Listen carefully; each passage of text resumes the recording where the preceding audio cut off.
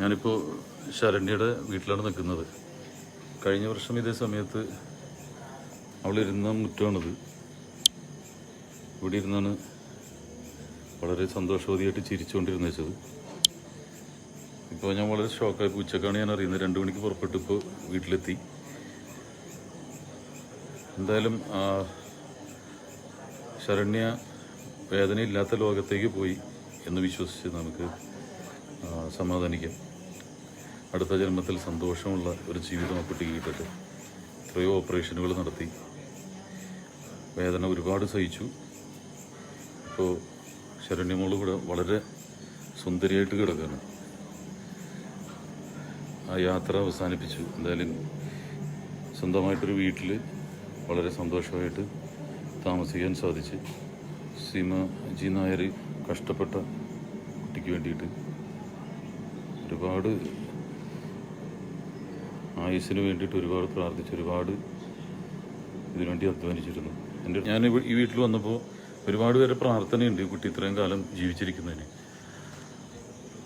അപ്പോൾ ആ പ്രാർത്ഥനകൾക്ക് പ്രത്യേകം നന്ദി പറയുന്നു. എന്തായാലും ആയുസ്സെത്തിയാൽ നമുക്ക് പോകേണ്ടി വരും. ഇതൊരു സത്യമാണ് നമ്മളിപ്പോൾ കണ്ടുകൊണ്ടിരിക്കുന്നത്. നമ്മുടെ നാട്ടിൽ പലരും വർഗീയതയുടെ പേരിൽ ഇപ്പോഴും ഇന്ന് കാലത്തിട്ട പോസ്റ്റിന് പോലും എന്തൊക്കെയോ മോശം കമൻറ്റുകളൊക്കെ വരികയുണ്ടായി. നമ്മുടെ ജീവിക്കുന്ന അന്തരീക്ഷത്തിൽ നമ്മുടെ ചുറ്റും കോടാനുകൂടി രോഗാണുക്കളുണ്ട്. ഏത് നിമിഷവും ആരെയും എഫക്റ്റ് ചെയ്യാം. കോവിഡ് വന്നു, പോസ്റ്റ് കോവിഡായി, വീണ്ടും ആ അസുഖത്തെ ബാധിച്ചു. അപ്പോൾ നമ്മളൊക്കെ ഒരു വൈറസ് ബാധിച്ചാൽ തന്നെ, ഒരു അസുഖം വന്നാൽ തന്നെ നമ്മുടെയൊക്കെ ജീവിതം തീർന്നു. ഉള്ള കാലത്ത് സന്തോഷമായിട്ടും സ്നേഹത്തോടു കൂടിയും സഹോദരങ്ങളെപ്പോലെയും വർഗീയ വിഷയങ്ങളും ഇതൊന്നും ഇല്ലാതെ ജീവിക്കാൻ ശ്രമിക്കുക. കുറച്ചു കാലം നമ്മളിവിടെ സന്തോഷത്തോടെ ജീവിക്കാനാണ് ഇവിടെ വന്നിരിക്കുന്നത്. ഇതാണ് ശാശ്വതം. മരണമെന്ന് പറയുന്നത് മാത്രമാണ് ശാശ്വതമായിട്ടുള്ളത്. അത് സംഭവിക്കും.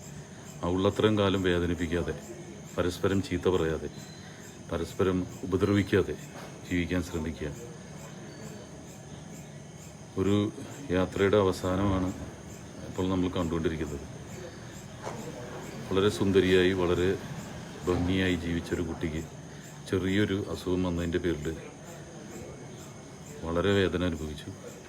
എന്തായാലും ശരണ്യ യാത്ര പറയുകയാണ്. നിങ്ങളോടൊക്കെ ഇത്രയും കാലം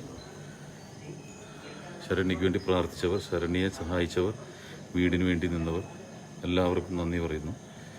എൻ്റെ അടുത്ത് ഒരുപാട് പേര് പറഞ്ഞു വീട്ടിലെത്തുമ്പോൾ ലൈവ് ഇടണമെന്നുള്ളത്. എന്തായാലും 2 മണിക്കാണ് വന്നതെങ്കിലും അവിടെ നിന്ന് പുറപ്പെട്ടെങ്കിലും ഇപ്പോൾ 8 മണി 8:15 ഇവിടെ എത്തിയത് എറണാകുളത്തുനിന്ന്. ശരണ്യയെ അവസാനം കാണണമെന്നുണ്ടായിരുന്നു. വളരെ സന്തോഷം. എനിക്ക് ഏറ്റവും വലിയ സന്തോഷം എന്ന് പറയുന്നത് ശരണ്യ ഇവിടെ വന്നപ്പോൾ എന്നോട് ആവശ്യപ്പെട്ടത് ഒരു ടി വിയാണ്. ആ ടി വി ഇവിടെ ഇരിപ്പുണ്ട്.